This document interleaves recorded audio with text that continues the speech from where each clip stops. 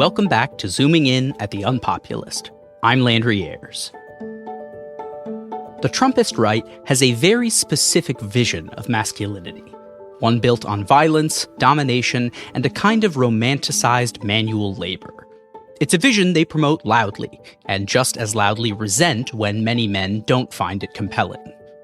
In this episode, host Aaron Ross Powell is joined by host of the political philosophy podcast, Toby Buckle, to talk about what this vision leaves out and what it reveals. They explore the gap between the cultural script being pushed by reactionary politics and the actual lives many men are choosing to lead. They discuss the adolescent nature of far-right masculinity, the politics of resentment that animate it, and how liberalism can do more than just oppose it. It can offer a richer, freer, and more pluralistic account of what a good life looks like. We hope you enjoy.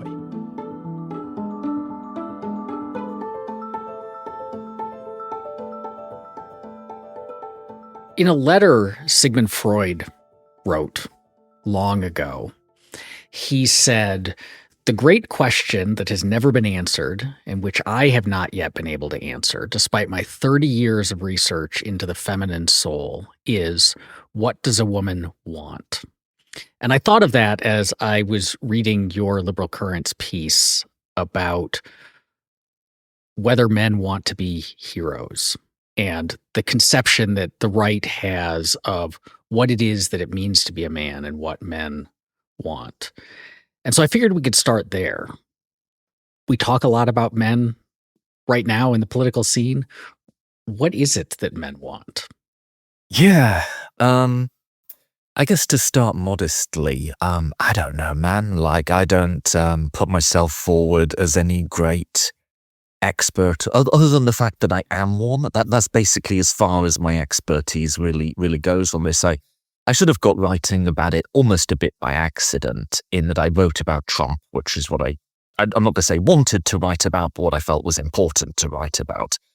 And then I kept seeing various, what I call think of the poor men pieces. And so I'm going to write something about this. And I did, and it became quite popular. And then people were saying, oh, you have to respond to this Chris Arnard article. And I read it, and it was the stupidest thing I've ever read. And I was like, okay, I can have some fun with this. So I wrote about that. What do men want?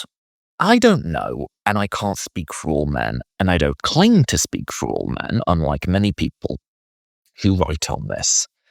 I merely observe in this article that people who, usually on the political right, imagine a intrinsic masculine nature, a set of urges common to all of us, perhaps suppressed by liberal feminized society, perhaps an intrinsic desire to be heroic, to be a protector, to be a provider.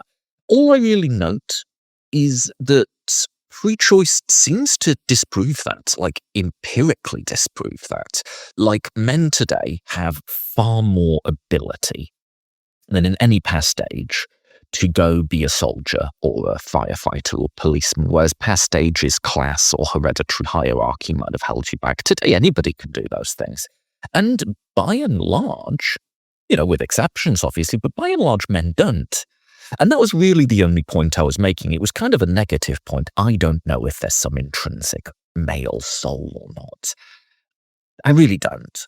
But the people who claim to know seem to be describing a world that just doesn't exist. That was sort of the point in my article, and it was a much more limited point, Yeah, I mean, I think there's a lot to this, because there is very much, I think back to, was it the Pajama Boy ad that was Obama that put that out, like Obama campaign, but it was back when everyone was talking about metrosexuals, and it was for health insurance or something. It wasn't. Yes, I think it was something like that. Yeah, but it was like a very guy in pajamas, not the Spartan warrior looking person, and the right went off on this. And there's a particular kind of story of what masculinity is, but there's an odd sliding between like a normative and a descriptive claim there, because I think you're absolutely correct that most men, given the opportunity to choose that particular lifestyle, which is very like, it's not knowledge workers, it's very martial. It is to be a man is to engage in like physical feats of strength on some regular basis that goes beyond just like going to the gym, which lots of dudes do, but isn't sufficient to live up to this conception.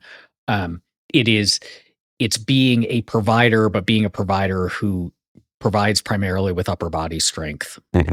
Um, it's defending, but defending in this, again, kind of violent way, or at least the capacity for violence is central to this. But there's this sliding between like, that is what men want, and then a like, that is what men ought to be. And so if you want, it's not just enough that like they think men want this, but they think wanting something different from that is itself a problem. They're working backwards from the normative to the descriptive, right? They have a sort of vision of the world, and I think, I'm not even being rude about it, I think just as a sort of matter of fact, it's not a coherent vision of the world. Like, it doesn't all hang together. They want a number of different things that you couldn't realize simultaneously. But from that normative vision, albeit an incoherent one, they're sort of working backwards to this sort of, it gets called biological essentialism, which is sort of just a fancy way of saying, if you're born a man with certain chromosomes, you're going to have certain needs, wants, and desires. And, a liberal society or a feminist society might try and repress those desires, but it'll only end up making you and everyone else unhappy. But no, I think you're right. I think they're working backwards from the normative to the descriptive, which all sorts of people do all the time. I'd also add there's an element of resentment and restoration. There's an element that something has been taken away, something has been stolen from you, which needs to be returned. And that's there's a pretty old idea. You can go back to the ancient Greeks and Romans talking about how men aren't real men these days, and we need to get back to real masculinity. It's also a very persistent theme in fascist thought that the world has become feminized and that men need to remasculize the world. One thing that struck me thinking through your argument was it's not that men in general don't want this kind of lifestyle, because there are some who do. It's not universal. But one particular group that I think does, or at least fancies this lifestyle as desirable, is teenage boys. That so much of the the media that teenage boys consume presents this lifestyle. The video games that teenage boys play are power fantasy video games about, whether it's like Call of Duty style stuff or medieval warriors style stuff, that is not just martial and violent, but like centers you as this heroic person fighting back against. So you're a violent protagonist in a grand narrative centered around you. And I think the kinds of things that adult men want are not appealing to teenage boys. Like if you described to 14-year-old Aaron what 46-year-old Aaron does for a living, he'd have been like, that sounds kind of lame, man. And most of us work, because when you're a teenager, you just have kind of a different perspective on the world and what's cool. And so what occurred to me reading your piece was how much this is just like an adolescent view of the world and an insistence that the proper way to be a man to some degree is to remain forever an adolescent. Yes, adolescent. To maybe even go one step further and one step perhaps more insulting to those who hold this, an adolescent fantasy. Because even even within teenage boys who, I think, no offense to teenage boys, but just statistically probably have higher rates of antisocial or low-level violent behavior. Not all teenage boys, of course, but probably like the average is higher, right? Even within that group, most teenage, like the army starts recruiting at 16, you know what I mean? And less 16-year-olds. Even as we talk about men drifting right and men increasingly buying into the manosphere and men increasingly wanting more traditional roles, less and less 16-year-old boys are joining the army every year. Like that's not something they're interested in doing. We all have fantasies, right? I think men fantasize about violence a lot, but by the same token, not every sexual fantasy you've ever had would you actually want to happen to you. These are ideas that you have in your head. Men fantasize about being in combat roles. They usually don't seek them out. I think, it's a fantasy, but it's a fantasy that they feel has been taken away from them. And I think that's what it's actually about. It's not about the fact that men can't do these things anymore. I think the root grievance is that women can. That women now have opportunities that they didn't before and are no longer automatic social inferiors to men. And I think a lot of men have been conditioned or raised to find that really unacceptable. And so they both escape into these fantasies, but also use these fantasies as a political cudgel and as a form of aggressive political speech. So it sounds like there are then three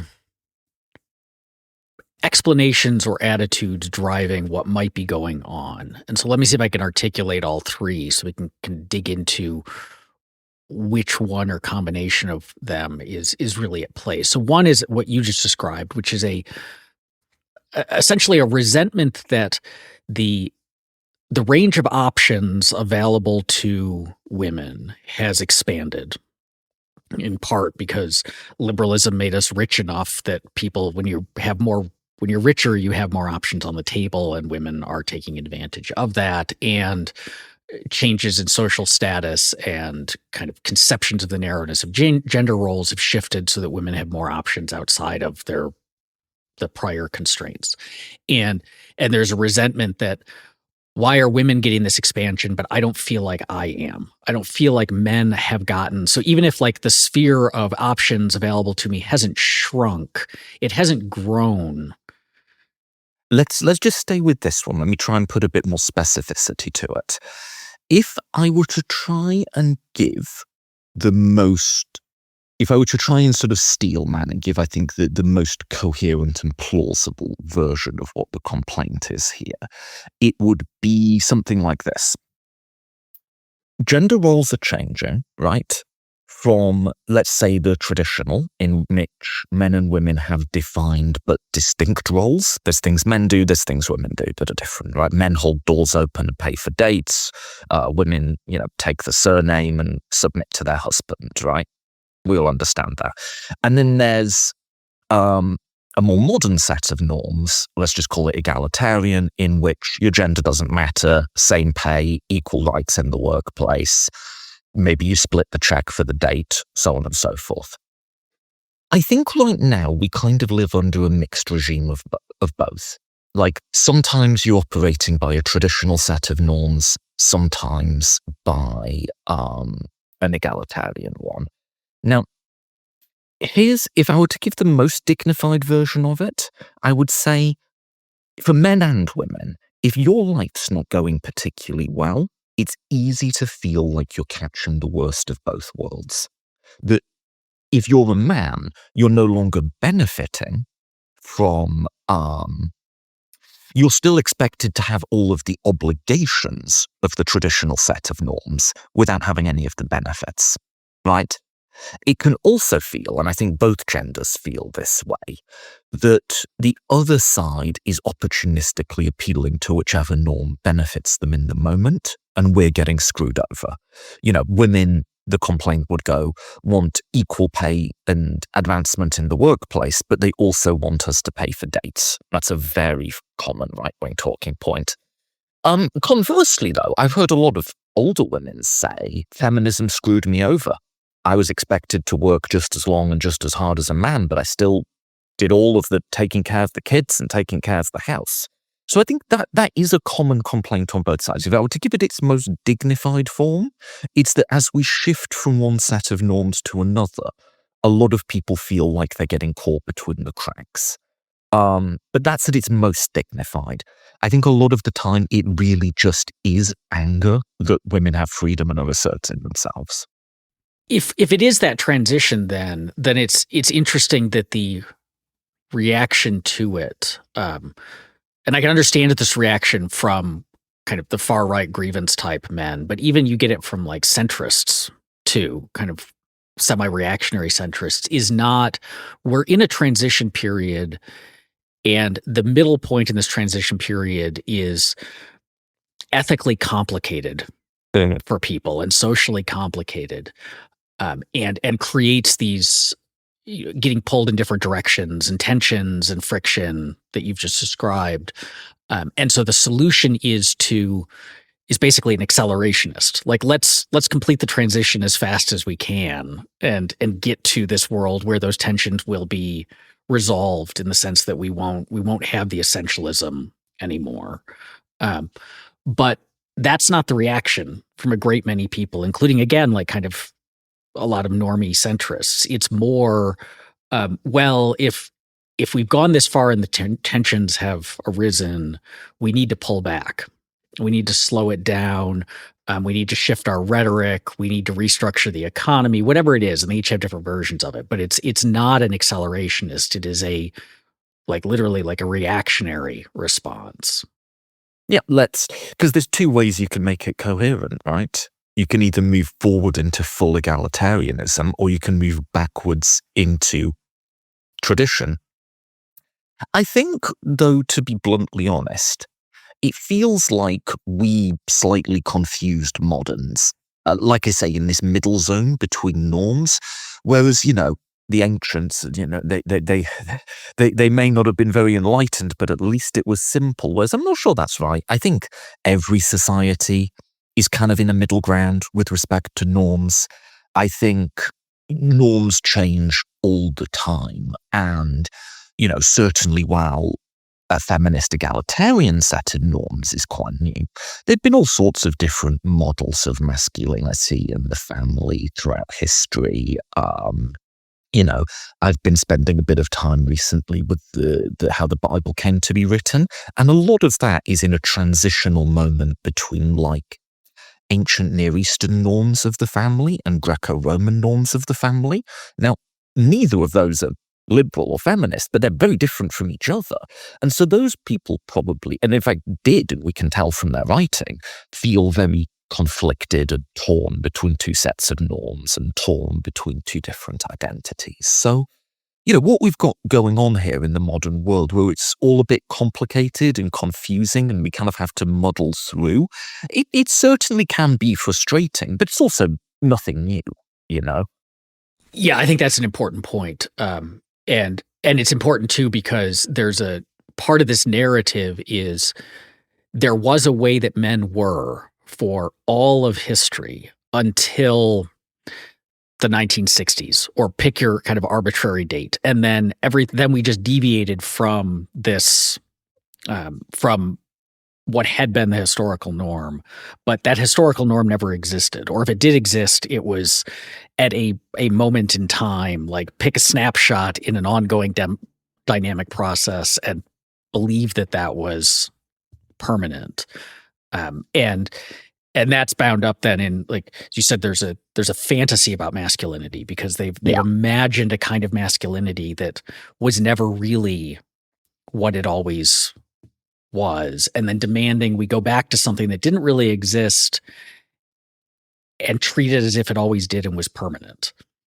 Yeah, and I mean, in a way, that is just a microcosm of a certain type of conservatism, right? Like, I forget where, but the philosopher Robert Nozick defines conservatism somewhere as a nostalgia for a past that never existed. And yeah, I think that's probably one more iteration of that. And we've always had it in different forms or another. But the reality is the past is very variable, and there's all sorts of different societies and cultures there that are as radically different from each other as they are from us. I think of it through Nozick's correct there. I think the other way to think about it is the philosopher Roland Barthes had his idea of myth, as myth is a way that we take facts of the world that are contingent and changing and non-universal, and then tell ourselves stories that solidify them and make them permanent, fixed, universal, natural facts of the world, such that then you can buffer them against criticism. Because if you are rejecting something that is a natural fact of the world, then that's incoherent. You can't. Your argument is self-defeating. And so we tell mythology is the way that we construct what is natural out of what is contingent, typically for political reasons. Yes. So the language I have to describe that, but I think we're talking about very much the same thing, is the ideological theorist Michael Friedan says that the core claim of conservatism is there is an extra-human origin of the social order. So whereas the liberal believes in charting new ground and using human reason and ingenuity to construct a social design that has not yet existed, for conservatism, progress, or at least positive progress, is about reversion to an underlying structure or reversion to an underlying mean. That there are laws by which society runs. These can be the laws of God, it can be intrinsic gender roles, it can be a class or racial caste system, it can be all sorts of things. But there are rules by which society is governed that we did not create, that we can deviate from, but only to our detriment, but that are predictable and preservable, that we can know what they are and we can return to them. And this, in a sense, helps make sense of this paradox liberals find with conservatives, is they say, well, Trump or Brexit, these people don't seem very concerned with conserving existing institutions, and the answer is conservatism is concerned with conserving, but this underlying, they believe, unchangeable social structure. And if they feel, and when they feel, that society has gotten away from that structure, they can become very radical indeed in trying to return us to it. And their very language speaks to that. Make America great again. Take back control. It's always the language of return to a norm. It's the palingenetic in palingenetic ultranationalism as a definition of fascism. It's the rebirth from the ashes of. But this also, this brings up, then I had said a little while ago, I thought there were kind of three prongs of grievances. Yeah, I just took us straight down one of those, but yeah. Right, but this, I think you have now thoughtfully brought us back to what I think are the other two, which is this odd. So one is, let's imagine you're a man who wants this particular conception of what masculinity is, and you want to embody that, live that, form your identity around that. One of the things about contemporary liberal society is the incentives don't push in that direction.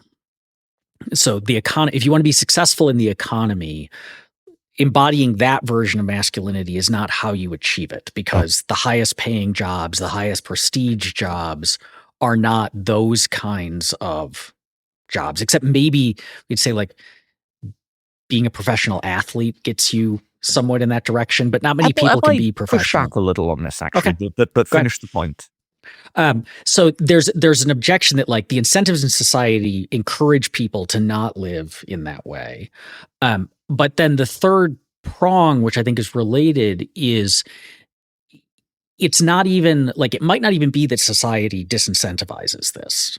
Like the incentives within society might be entirely neutral on this matter. But because we are social beings, we like to be around people who like the same things we like. This is why like communities form around punk rock or metal, or we all like the same kind of music, and then that spins out into like social cultural connections and so on. If the conception that you have of yourself and your interests is not sufficiently shared, not widely enough shared, then it can feel like you can't fully embody it because you don't have comrades in this, in this identity. And so even if society's not saying we're going to make it more challenging for you to do this, it can feel that way because kind of you just don't have that many people who agree with you on it. Yes. So I see what you're saying. Like you're summarizing two further prongs of how they might proceed with this argument. Should we do the incentive one? Because I think in some ways that's easier to address straightforwardly. I'm just not sure that that's right.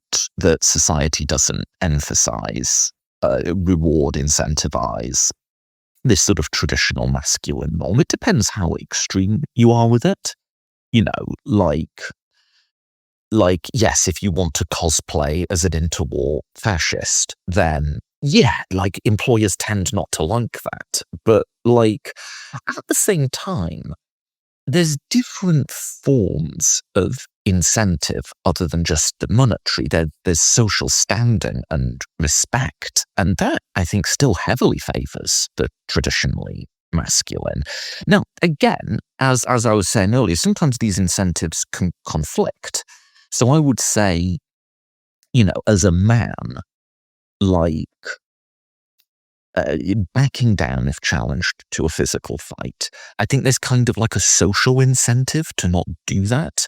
You would feel, I think it's just ingrained in us, we would feel a certain sense of shame with that, even if we know that's the sensible thing to do. And yet at the same time, the guy who goes out and gets in fights all the time is probably unlikely to succeed in today's society. So there's a conflict there, right? It's not always coherent. But I would say that professions like firefighter, like serving in the army, police, even despite all of the fact that they've not covered themselves in glory recently, are still professions that are held in very high social standing. Like, people still say stuff like, thank you for your service. Like, if you ask what are the most respected and trusted professions in opinion polls, it's these traditionally masculine ones that still get the super majorities of the public saying that they respect and trust these people. So I think, in terms of what's likely to make you a billionaire, accepting like professional athletes and so on is probably not so much. Like it's, being really good with computers or something is probably your sort of most profitable. But if you take a sort of broader, more in looking at other incentives beyond the purely monetary, I think there's probably still quite a lot of incentives to be traditionally masculine. I'll tell you just one story. When I was in uni, I was going to a party with a friend of mine, and for whatever reason, he thought it would be fun to go in drag, wearing a dress and whatever. I don't believe he was trans or gender non-conforming. He just thought it would be fun to do. And this was in a liberal, affluent city, and the hostility was incredible. Like, people yelling at him, I'm going to kill you. Like, and I'm toning down, actually, what I'm going to say. This was a bit ago now, but... And this was a big guy. This guy was like 6'5", played rugby, and still other men were having this explosively violent reaction to seeing him in a gender non-conforming. And he's like a masculine guy. He's got like a beard and stuff. So it's not like, and like, this is the thing I think sometimes people forget. It's like, oh, both people on the right who are like, oh, men have this intrinsically masculine nature, and sometimes people on the left who are like, oh, why are men like that? Why are they such, And I think what both parts miss is men kill other men who they feel on performing masculinity correctly, right? Like when I was in high school, to be, never even mind gay or something, to be gender non-conforming in even the mildest sense would be to put yourself in real physical danger. Like when I think when feminists can be like, oh, why are men like that? And I understand that they're venting. The answer is because we get killed when we're not. So all of which is to say there are both some positive expectations and some real, very negative incentives about men's behavior here. So I'm not at all sure it's the case that our society is incentivizing us to be metrosexuals. Maybe a way to square that is kind of potential versus action. And I think this gets back to your initial point of like men can choose to put themselves in warrior scenarios and they don't. They most don't seek out combat situations. There are some, but most aren't like running off to the front lines of Ukraine right now, even though you easily could do that if that was your jam. Is what they want is the potential to behave this way. So you sign up for, I lived through the 80s karate boom when karate was the coolest thing ever and ninjas were the coolest thing ever. And everybody was signing up for karate classes. And in retrospect, it looks kind of cringe. I think that was just dying out as I became a teenager. But it was an odd time. But it wasn't that we actually, like those of us signing up for karate, actually wanted to go out and pick fights. We didn't actually want to punch each other in the face, but you wanted to feel like the kind of person who could do it. And I think also you wanted to look like the kind of person other people thought could do it. So you felt like a badass in your karate uniform. And I think there's an angle of that of the prestige can attach to like the kind of guy who looks like he could do this stuff. But as you said, like the kind of person who's actually out getting in a lot of fights, the status drops pretty quickly. Or the cops they love their surplus military equipment and their bulletproof vests and all of this stuff that makes them look like badasses. But outside of like the weird subculture of police themselves, which is this incredibly isolated community, actually violent cops, their status declines pretty quickly in the public's eye. And so I think, we attach status to essentially saying like someone who could do all this stuff has higher status than the person who looks like they couldn't. The nerdy, scrawny guy who doesn't work out and so on. But the moment you take that potentiality and make it an actuality, that's when the status tends to drop away. Yeah. I think that's all right. I don't have that much to add to it. I mean, this is sort of what the ancients and early moderns meant when they talked about honor, isn't it? We can have this as this very high, the honorable gentleman, like a sort of foppy type idea. But I think as Hobbes saw quite clearly, honor is power. Honor is the perception that if you mess with this person, they have the capacity to respond and potentially respond violently, right? Like, that's what dueling's about. If, like, someone insults you, you have to reestablish your social standing as someone who can respond with violence. And I think all of that's still with us. We just don't have the language of honor and restoring it anymore. But that impulse is still there. Why is it then that if being the strong, honorable, stoic man who you might look at and say, like, that guy could defend himself in a fight, that guy could stand up for those who need standing up for, all of those are admirable traits, and society has not devalued them, and those are accessible to, you can choose to behave that way, and you can choose to, not all of us could achieve the physique of the professional bodybuilder, but all of us can at least go and get stronger if we wanted to. Like, all of that is accessible. Why is it then that, to get back to like kind of the right-wing conception, so you look at someone like Pete Hegseth, the Secretary of Defense, who I think he imagines himself as embodying all of that, and he wants the military. He's like, basically get rid of all these like feminizing questions of like logistics and intelligence gather, all the stuff that actually, and replace it with just like, a war? Yeah, do a lot of push-ups, and that's how you win wars. But it's always coupled with essentially like being a jerk. The stuff that they like marry it to behavior that then doesn't make them likable, doesn't make them admirable. And then I think when people don't like them and people don't find them admirable, or the teenage boys who say misogynistic things to the girls in their classes, they then, when people don't want to have anything to do with them, which is the natural response to a jerk — none of us like to hang out with jerks — they treat it as society is rejecting masculinity versus society is rejecting being a jerk. Yeah. So, first of all, what has actually been taken away from them here? Because anyone can go work out and learn MMA, right? Anyone can join the army. Almost anyone can join the army.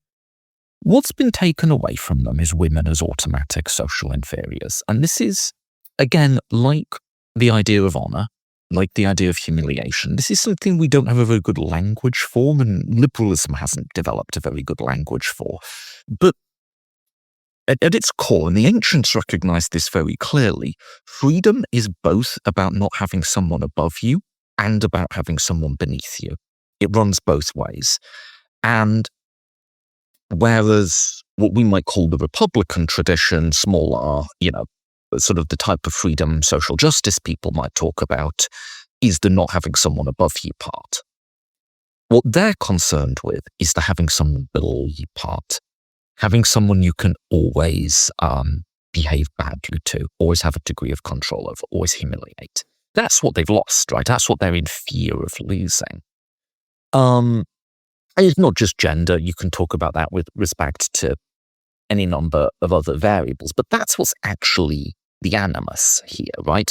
I think the other part, and someone like Pete Hegseth seems like quite a clear example of this to me, is how much people are just trying their brains online, and how much like just dog shit beliefs are part of this. And we analyze it as philosophers and so on, try to think through the reasons and the structure. A lot of these people are just going on and sitting for hours a day downloading misogynistic memes and rants and conspiracy theories into their head. And in a monologue now unironically use the words like femoid and so on. At a certain level, it's a grift. Like, some people are becoming very rich off people buying into it. But on another, real leaders of the movement have clearly rotted their own brains on this stuff. They clearly buy into it themselves on some level. And I agree, they've gotten to the point where any ability for self-reflection, much less self-criticism, has been vaporized, and everything is a conspiracy against them and true masculinity.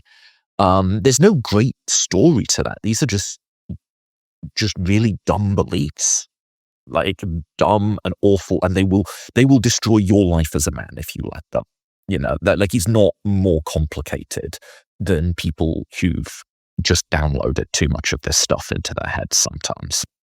Does that introduce the hope for a self-correcting mechanism then, that if you're being promised, you're watching these Manosphere influencers because they're telling you, your unhappiness right now or your sense of a lack of place in the universe is the result of women or the result of minorities or your status. There aren't people below you anymore, and that's what's causing this. And so what you need to do is behave in all these awful ways and internalize all these awful beliefs and then make them central to who you are.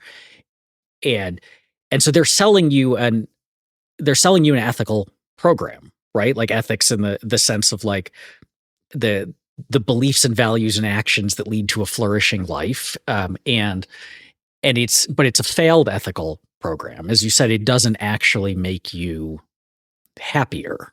It makes you miserable and isolated and so on. Does that mean then that at some point this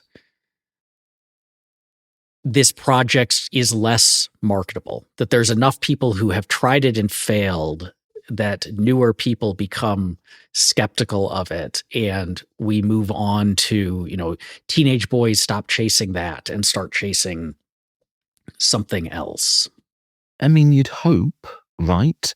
And I think what we can do is point out as sort of clearly and sensibly and level-headedly as we can. This is all I'm really trying to do in my articles is, look, I'm not even talking about what's right or fair to women. Obviously, that's very important. I'm just talking as like us as guys. This stuff is going to destroy your life if you let it. Like, this will not make you happy or successful, right? And it's clearly not making the people who really buy into this are not happy. Like, if you think about the people who lead the modern political right, or the people who are influencers in the manosphere, almost to a man, I'd say they're clearly not happy, or even capable of happiness. So I think we can use them as a cautionary tale, and we should, and I have been. As for, are people themselves gonna get to the point where they sort of think their own way out of it? Like, this thing doesn't seem to be making me happy.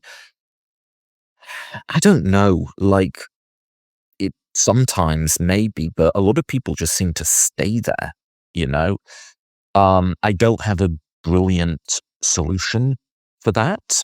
I think with individual people, you might be able to pull them out of it, but is there going to be some mass awakening where everyone just kind of goes, wait, this is all just bullshit, isn't it? I think it would be, I don't think we can count on that happening. It certainly hasn't happened yet. Then what do we do about that as liberals? So last week, as we're recording this, I published an article on the newsletter that accompanies this show about how liberals have, and particularly like philosophical liberals, have really gone all in on liberal neutrality. And that it's what we talk about is abstract concepts like rights and autonomy and dignity of the individual and self-authorship, and then we talk about neutral institutions that are built for protecting those concepts and establishing pluralism, but not themselves playing any role. We're very anti-Aristotelian in the sense that we don't think the state should be setting out what the good life is and then helping you achieve it or directing you towards it. It is neutrality. And as a result of that, liberals don't tend to talk in the language of these are the virtues. This is what it means to be good. This is what it means to lead a good life. This is how you find it, how you achieve it, what practices are constituent of it, what perspectives and values are necessary to it. We don't talk that way because it would violate these norms of neutrality and pluralism. But as a result, first, I think there's real problems with that because I think liberalism, like the virtues and values and perspectives that lead to political liberalism, have consequences in the world. Like, there's something that it means to be a liberal in your life, and to be a liberal is to be better than to be an anti-liberal in terms of the way you approach the world and see it. So I don't think that neutrality is like coherent, even if we say the state should not be enforcing it, which I think is the correct answer. But bracketing that, what it means is that if you are, say, a young man looking to figure yourself out and figure out your place in the world and figure out how to be happy and how to lead a good life, which is something that basically every young man at some point is looking for that, then the liberals aren't speaking to you. They're basically ignoring these questions, or at least ignoring them and in the sense of talking about liberalism. And so instead you go to the people who are talking about this stuff.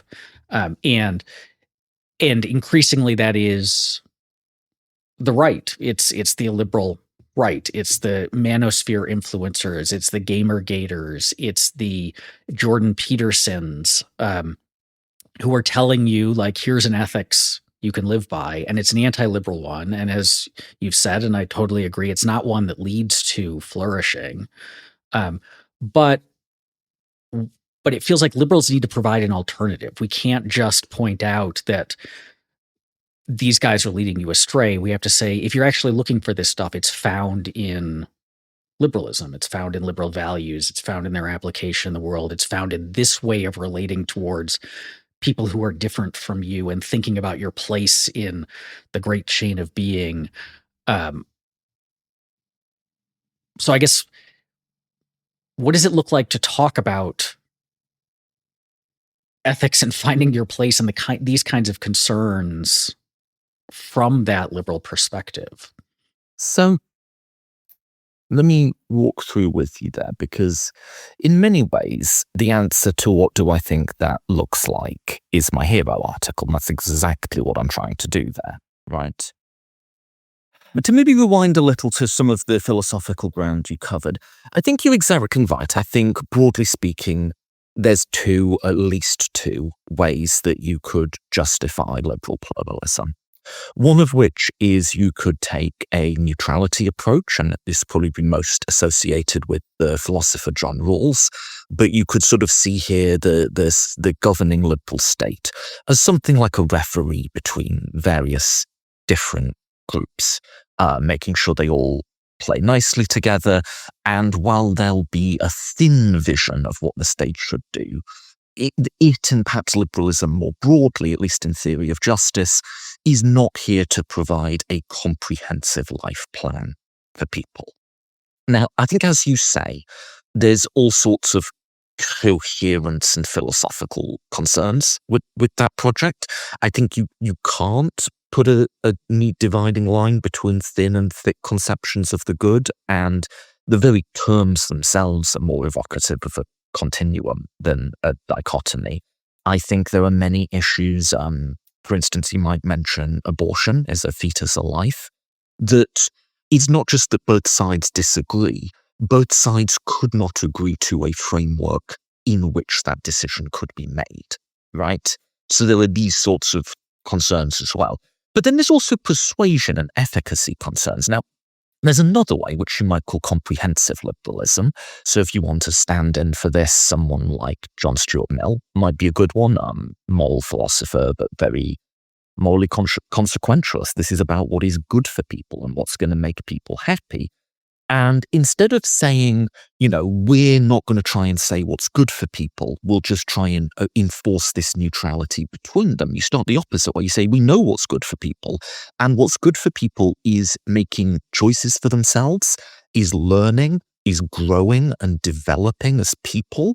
What's good for people is living in a pluralist society where I can, just as you say, it's all very well to say you have the freedom to lead a particular lifestyle. You have the freedom to be gay. But if no one else in my society is gay, that's a pretty thin form of freedom, right? I need to see people living that lifestyle so I can model it myself. I can be in community with them, right?